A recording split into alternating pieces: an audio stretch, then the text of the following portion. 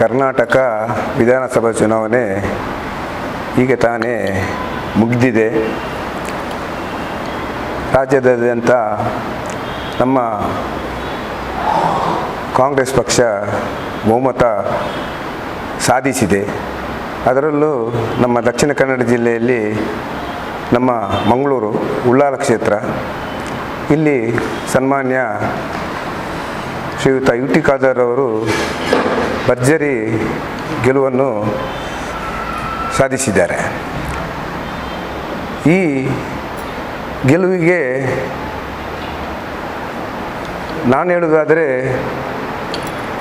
ನಮ್ಮ ಶಾಸಕರಿಗೆ 80,000ದಷ್ಟು ಮತಗಳು ಬಿದ್ದಿವೆ.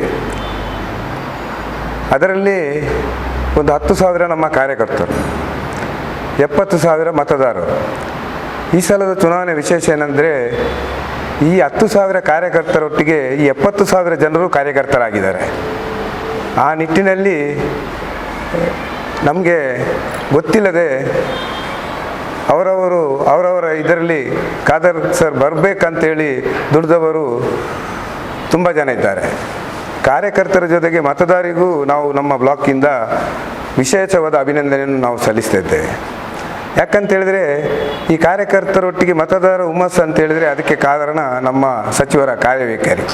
ಅವರು ಅವರ ಶಾಸಕರ ಅವಧಿಯಲ್ಲಿ ನಮ್ಮ ಕ್ಷೇತ್ರದಾದ್ಯಂತ ಅವರ ಜನರಲ್ಲಿ, ನಮ್ಮ ಮತದಾರರಲ್ಲಿ ಇಟ್ಟಂಥ ಒಂದು ಸಂಪರ್ಕ, ಒಂದು ತಾಳ್ಮೆ, ಅವರ ಸೌಜನ್ಯ, ಅವರ ಒಂದು ಬೆರೆಸುವಂಥ ಒಂದು ಗುಣ, ಇದು ಇವತ್ತು ನಮಗೆ ದೊಡ್ಡ ಕೊಡುಗೆ ಆಗಿದೆ.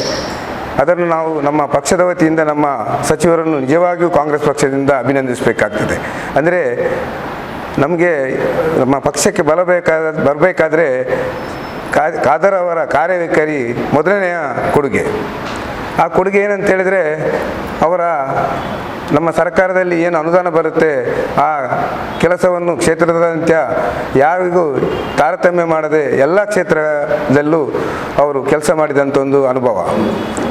ಎರಡನೇದಾಗಿ, ಕಾರ್ಯಕರ್ತರ ಏನಾದರೂ ಕಾರ್ಯಕ್ರಮ, ಮತದಾರರ ಕಾರ್ಯಕ್ರಮ, ಈ ಕಾರ್ಯಕ್ರಮಕ್ಕೆ ಒಂದು ದಿವಸದಲ್ಲಿ ಒಂದು 20 ಕಾರ್ಯಕ್ರಮ ಇದ್ದರೂ 20 ಕಾರ್ಯಕ್ರಮಕ್ಕೂ ಅವರ ಮನೆಗೆ ಭೇಟಿ ಕೊಟ್ಟು, ಅವರ ಮದುವೆ ಇನ್ನಿತರ ಅಲ್ಲದ್ರೆ ಮರಣ ಹೊಂದಿದ ಸಮಯದಲ್ಲಿ ಯಾವುದೇ ಕಾರ್ಯಕ್ರಮದಲ್ಲಿ ಭೇಟಿ ಕೊಟ್ಟಂಥ ಸಚಿವರಂತ ಶಾಸಕರಂತಿದ್ದರೆ ಕರ್ನಾಟಕದಲ್ಲಿ ಅದು ನಂಬರ್ 1 ಶಾಸಕರಂತೇಳಿದರೆ ಯು ಟಿ ಖಾದರ್. ಅವರಿಗೆ ಮತದಾರರು ಹಾಗೂ ನಮ್ಮ ಕಾರ್ಯಕರ್ತರ ಪರಿಚಯ ಮತ್ತು ಅವರ ಮನಸ್ಸಿನಲ್ಲಿ ಅವರು ಯಾರು, ಅವರ ಹೆಸರೇನು, ಅವರ ಬಗ್ಗೆ ಎಲ್ಲ ಮಾಹಿತಿ ಇರುವಂಥ ಶಾಸಕರಂತ ಹೇಳಿದರೆ ಕರ್ನಾಟಕದಲ್ಲಿ ಅದು ಯಾರೂ ಇಲ್ಲ, ಅದು ಯು ಟಿ ಖಾದರ್. ಇದೆಲ್ಲ ನಮಗೆ ಈ ಗೆಲುವಿಗೆ ಒಂದು ಪೂರಕವಾದ ಒಂದು ಅಂಶ. ಎರಡನೇ ಅಂತೇಳಿದರೆ, ಅವರು ಕ್ಷೇತ್ರದಲ್ಲಿ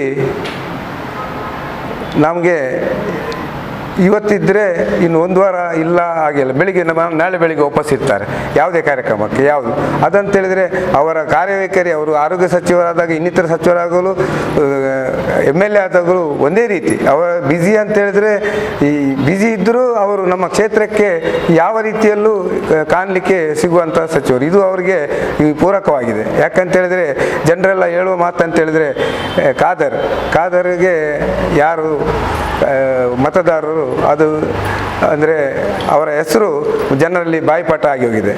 ಇನ್ನಂತೇಳಿದರೆ, ನಮ್ಮ BJP ಸರ್ಕಾರದ ಒಂದು ದುರಾಡಳಿತ, ಅದು ನಮಗೆ ನಮ್ಮ ಪಕ್ಷಕ್ಕೆ ಒಂದು ಕೊಡುಗೆ ಆಗಿದೆ. ಅಂದರೆ ಅವರು ಘಟಾನುಘಟಿಗಳು ಸೋತದ್ದು ಕೆಲವು ನೋಡಿದರೆ ಅವರ ಕ್ಷೇತ್ರಕ್ಕೆ ಭೇಟಿ ಕೊಡದ ರೀತಿಯಲ್ಲಿ ಸೋತಿದ್ದಾರೆ.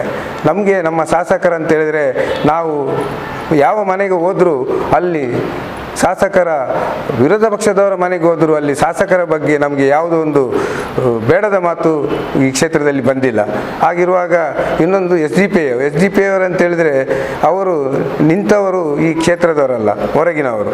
ಅಂದರೆ ಅವರಿಗೂ ಗೊತ್ತಿದೆ, ಈಗ SDPI ಕಾರ್ಯಕರ್ತ ಯಾರು ಓಟ್ ಹಾಕಿದ್ದಾನೆ ಅವನ ಮನೆಯಲ್ಲಿ ಅವನ 1 ಓಟ್ ಇದ್ದರೆ 5 ಓಟ್ ನಮಗೆ ಬಂದಿದೆ, ಆ ಮನೆಯಲ್ಲಿ ನಮಗೆ 5 ಓಟ್ ಬಂದಿದೆ. ಅಂದರೆ ಆ ನಿಟ್ಟಿನಲ್ಲಿ ಖಾದರ್ ಅವರ ಒಂದು ವೈಯಕ್ತಿಕ ಒಂದು ನಿಲುವು ಇದೆ. ಆ ನಿಲುವಿಗೆ ನಿಜವಾಗಿಯೂ ಮತದಾರರು ಖಂಡಿತವಾಗಿ ಸ್ಪಂದಿಸಿದ್ದಾರೆ.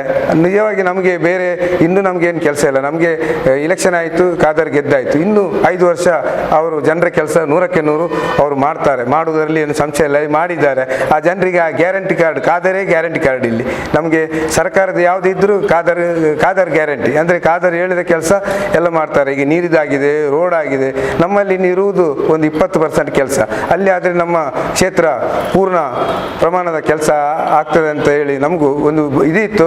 ಅಂದರೆ ಖಾದರ್ ಬರದೆ ಒಂದು 25% ಕೆಲಸ ಬಾಕಿ ಆಗ್ತದೆ ಅಂತ. ಇನ್ನು ನಮಗೆ ಕಾರ್ಯಕರ್ತರಿಗೆ ನಿಟ್ಟುಸಿರು ಬಿಟ್ಟಿದ್ದೇವೆ. ನಾವು ಆರಾಮ್ಸವಾಗಿ ನಮಗೆ ಜನರ ಬಳಿ ಧೈರ್ಯದಲ್ಲಿ ನಾವು ಹೋಗ್ಬೋದು. ಯಾಕಂದರೆ ಖಾದರ್ ಗೆದ್ದಿದ್ದಾರೆ. ಉಳಿದ ಕೆಲಸವನ್ನು ನಾವು ಜನರಿಗೆ ಮಾಡಿ 100ಕ್ಕೆ 100 ನಾವು ಮಾಡಿ ಕೊಡಲಿದ್ದೇವೆ. ಕಾರ್ಯಕರ್ತರಿಗೆ ಒಂದು ಹುಮ್ಮಸ್ಸು ಬಂದಿದೆ.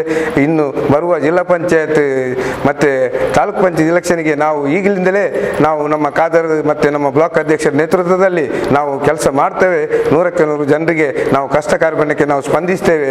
ಏನು ನಮ್ಮಲ್ಲಿ ನಮ್ಮ ಪಕ್ಷದಲ್ಲಿ ಏನು ಕೆಲವು ಕೊರತೆ ಕಾರ್ಯಕರ್ತರಿಗೆ ಮತ್ತು ನಮ್ಮ ಮತದಾರರಿಗೆ ಆಗಿದೆ, ಅದನ್ನು ನಾವು ಆತ್ಮಾವಲೋಕನ ಮಾಡಿಕೊಂಡು ಇನ್ನೂ ಎಲ್ಲೂ ನಾವು ತಪ್ಪಿದ್ದೇವೆ ಅದನ್ನು ನಾವು ಇನ್ನು ಸರಿ ಮಾಡಿ ಈ ಮುಂದಿನ ದಿನಗಳಲ್ಲಿ ಜನರಿಗೆ ಇನ್ನೂ ಖಾದರ್ ಹತ್ತಿರ ಆಗುವಂಥ ನಿಟ್ಟಿನಲ್ಲಿ ನಾವು ಕೆಲಸ ಮಾಡ್ತೇವೆ ಅಂತ ಹೇಳಿ ಅವರಿಗೆ ದೇವರು ಒಳ್ಳೆಯ ಆಶೀರ್ವಾದ ಮಾಡಲಿ. ಜನರ ಸೇವೆ ಮಾಡಲಿಕ್ಕೆ ನಾವು ಒಳ್ಳೆಯ ಅವರಿಗೆ ಧೈರ್ಯ ಲಭಿಸಲಂತೇಳಿ ಆ ಮೂರು ಧರ್ಮದ ದೇವರ ಹತ್ರ ನಾವು ಬೇಡಿಕೊಂಡು ಇನ್ನು ಅವರಿಗೆ ಕ್ಷೇತ್ರದಲ್ಲಿ ಕೆಲಸ ಮಾಡುವಂಥ ಒಳ್ಳೆಯ ಸಚಿವ ಸ್ಥಾನ ಸಿಗಲಿ ಅಂತ ಹಾರೈಸುತ್ತಾ ನಮ್ಮ 2 ಮಾತನ್ನು ಮುಗಿಸ್ತಾ ಇದ್ದೇವೆ.